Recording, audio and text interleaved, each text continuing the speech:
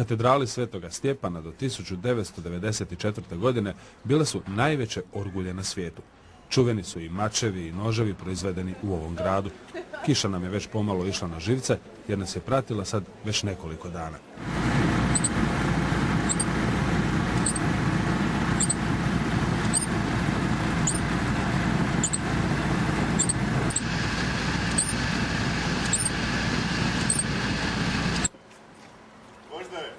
Tako kišni i s ne baš ugodnim ljetnim temperaturama stigli smo u moćni Linz, ovogodišnju europsku prijestolnicu kulture. Dosadna kiša nije nam dala da uživamo u jednom od zasigurno najljepših dunavskih gradova. Linz je treći grad po veličini u Austriji i glavni grad Gornje Austrije. U Linzu je, na primjer, Kepler, koji nas prati još od Ulma, ustanovio čuvene zakonitosti o kretanjima planeta. Linz je trebao biti i najraskošniji grad Trećega rajha, jer je Hitler rođen nedaleko. U Linzu je išao u srednju školu. Uskim ulicama izbili smo na glavni trg Linza, Cvjetni trg, čija barokna arhitektura inspirira u smišljanju priča koje kriju fasade. Trgom dominira i raskošni spomenik kugi, koji zapravo predstavlja Sveto trojstvo, štit od svih zala. S jednog od dunavskih mostova, zalivenim kišom, pogledali smo Linz iz desne obale Dunava, uočili čuvenu Lenowtz galeriju suvremene austrijske umjetnosti i krenuli dalje. Poput putnika na turističkom putovanju Europa u 3 dana, no put nije vodio daleko. Tek nekih 10-ak kilometara od Linza stajemo na jednoj od najtamnijih točaka našega puta. Tamnoj točki svjetske kolektivne odgovornosti. Nacistički logor Mauthausen tek je par kilometara od Dunava, ali prilika pogledati i urezati u sjećanje mjesto za koje se nadamo da nikada više neće postojati. Kompleks radnoga logora Mauthausen sa susjednim Gusenom otvoren je odmah po aneksiji Austrije Trećem rajhu 1938. godine i bio je prvi konclogor izvan granica Njemačke. Od njega se razvio čitav sustav zloglasnih mučilišta. Pakao Mauthausena posebno počinje 1943. kada počinje i stravično konačno rješenje za nearijevce, židove i neistomišljenike.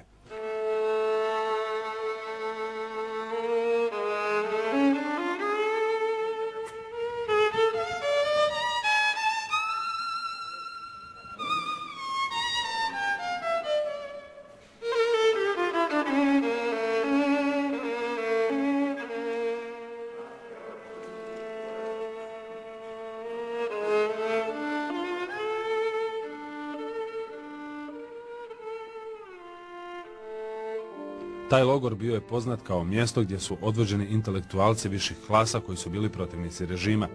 Uglavnom se radilo u tvornicama oružja i municije i to do zadnjeg atoma životne snage. Logor je jedan od rijetkih koji nisu imali plinsku komoru. Zatočenici su uglavnom umirali od iscrpljenosti ili su ih eutanazirali u takozvanim bolničkim barakama. Poslije 1940. tu su dovođeni homoseksualci, socijalisti i komunisti, anarhisti, pripadnici raznih religijskih sekti, nepodobni sveučilišni profesori i umjetnici.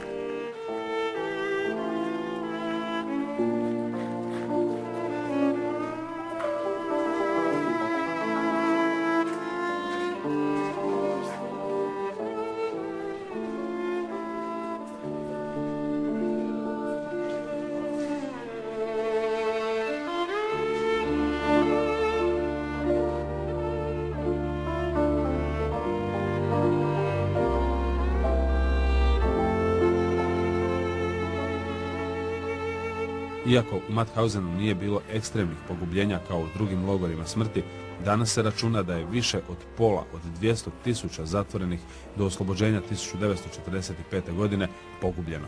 Pa, iako nije bilo pravih plinskih komora, neki povjesničari prebrojali su 62 različita okrutna načina za ubijanje u tom logoru. Mauthausen nije bio veliki logor, ali podsjeća na strahote koje samo čovjek čovjeku može napraviti. Zato ga treba vidjeti, kako bi slike trajale duže u kolektivnoj svijesti.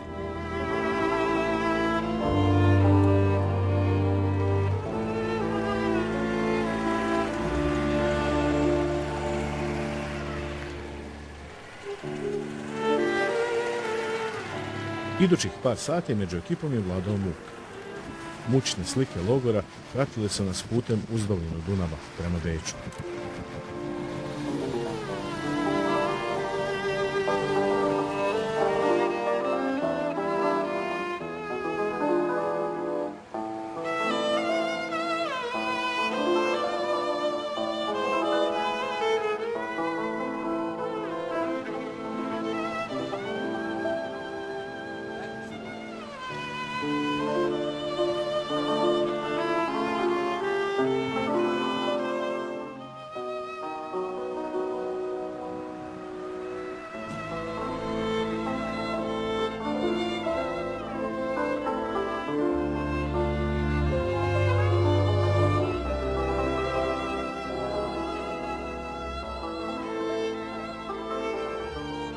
Tek pojavljivanjem sunca, kojega nismo vidjeli nekoliko dana, započeo je i veseliji razgovor. Posebno veselo bilo je tijekom dulje stanke u čuvenom Kremsu, tek nekih 70 km od Beča. Krems je drevni austrijski grad koji je u 12. stoljeću bio jednako velik kao i Beč. No godinama se taj značaj smanjio, a danas su njegove barokne i gotičke kuće, crkve i zidine staroga grada atrakcija za sebe. Inače, oko Kremsa su veliki nasadi marelica i čuveni su likeri od toga voća, a svaki pravi slastičar odmah će reći kako nema čuvene saharice, slatkoga simbola Beča, bez marmelade od marelica iz Kremsa.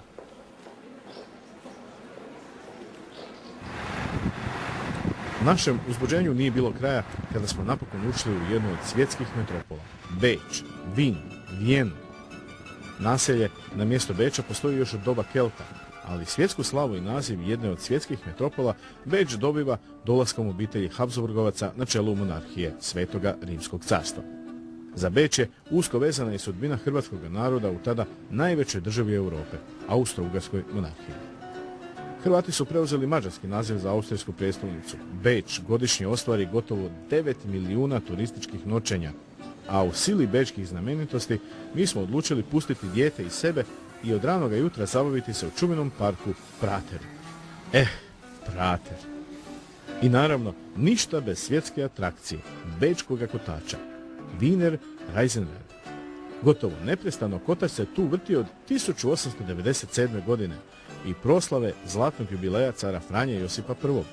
Godine 1945.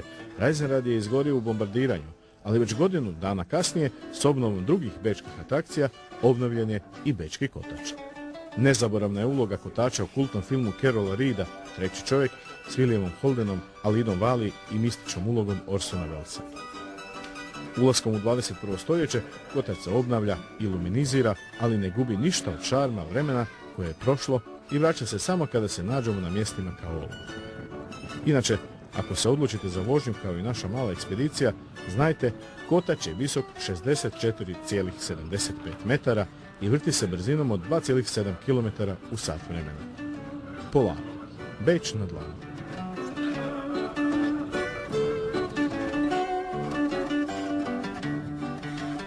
Još koji trenutak u Praterovim atrakcijama i do obala naše niti vodilje. Dunava. Dunava toliko silnog kod Beča. Silnog da plovidba oko Dunava i kroz bečke kanale gotovo da se nije mogla zaobići.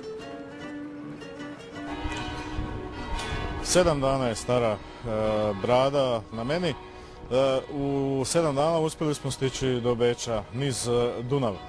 Beč je jedan od 4 glavna grada na Dunavu, najveći glavni grad koji je zaista jedna kulturna prijestolnica Europe.